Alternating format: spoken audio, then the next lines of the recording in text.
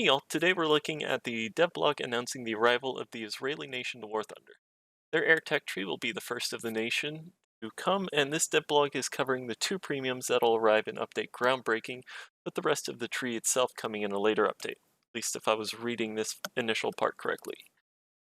If you're new to War Thunder, how Gaijin releases a tech tree is they will first release it into a closed beta test format that you can gain access to in two ways. The first is by buying one of the premium vehicle packs, and the second is by completing a series of tasks to access. And after about a month or two, the tech tree will be released to everyone for free. The initial premiums we will be getting are the Spitfire LF Mark 9E with the Iser Weissman camouflage and the A4E late. Iser Weissman himself was a pretty interesting dude. I did a little bit of research on him. He served in the Royal Air Force during World War II, mainly in the Egyptian theater and in the Indian theater. Uh, After the founding of joined the first fighter squadron and take part in the 1948 Arab-Israeli War. Later, he would become the commanding officer of the Israeli Air Force and help oversee the early surprise attacks that would give Israel complete air superiority during the Six-Day War of 1967. And in 1993, he would become president of Israel and would serve until he resigned in 2000. So, as for the plane itself, it's just going to be a reskin Spitfire LF Mark 9, but it does get an interesting secondary loadout. These 8cm Blaz-Racket Orlikin rockets. I completely butchered that, I know that, sorry. But these will be completely unique rockets to the game. They'll be an 8cm rocket with an armor penetration of up to 300 millimeters. How effective this will be with just the air tech tree, probably not very, until we get a ground tech tree for it, so you can use this as close air support. I mean, in Air RB, there's no reason to take secondary armaments, at least initially on a Spitfire. Maybe if you've rearmed and you're going back out and want to get some more RP, but the main way you get RP with the Spitfire is by using its maneuverability and guns to kill enemy planes. The next plane we will have as a premium is the A4E Skyhawk Late. This Skyhawk swaps the 20mm on the American one out for 30mm DEFAs, and will get access to the AGM-62 Walleye TV-guided bombs. I'm still upset the American A4E doesn't get access to the Walleye, even though there is a skin for VA-212. For those who don't know, VA-212 is a squadron that introduced the Walleye to the Navy. They wrote the book on how to employ it.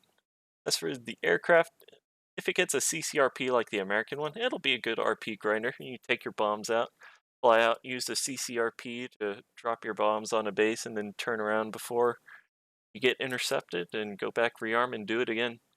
I was flying my A4E earlier today, and I was having success doing that. I was able to bomb a base, turn around, kill a couple AI planes with the Sidewinders, and then RTB before I got intercepted. I think I only died like once in 10 games, so I did pretty well. Now, for the tech tree itself, a lot of people will and are currently mad at the new tech tree, as they think it's going to be China 2.0. Tech tree will feature mainly British, French, and American planes.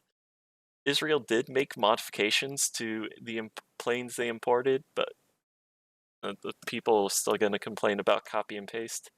Two good examples of this are the Kafir and the Neshir. They were based off of the Mirage 3 and the Mirage 5 respectively, after France banned the export of the Mirage to Israel. Personally, I see these more like the J7E. They're a foreign-based design with major local modifications, but I know others don't see it that way. Regarding vehicles, or Israeli vehicles that are already in-game, come over here, we've got a screenshot from Mike on the community, or on the CC Discord. Thanks, Alien, for providing this for me. So any non-marketplace vehicles, so premiums like the Valtor, the Israeli F-84F, or the the British, the Shakal Dalet, all of those will be moved over to the Israeli tech tree as soon as the Israeli tech tree comes in. So if you already have those premiums, though, they will stay in the tech tree you have them in currently. So if you want to go ahead and pick up one of these before they get removed from a nation, you might want to wait till you might want to try to pick them up during the upcoming sale. It should be coming in the next couple weeks, usually around the end of October, early November is when that Gaijin anniversary sale is. Though I'm excited for this tech tree, I do see this as Gaijin trying to deflect from the current wager and backup controversy. I mean, this is just my conspiracy theory, but this this release just seems too well timed for me to be anything other than trying to deflect from that controversy. I won't really go into details on that controversy here, as I want to try to make a video later today. That's if I have time for it. Uh, so, otherwise, what are your guys' thoughts on the new nation coming to the game? Y'all excited for it? Y'all not interested? Let me know in the comments below, and as always, have a wonderful day.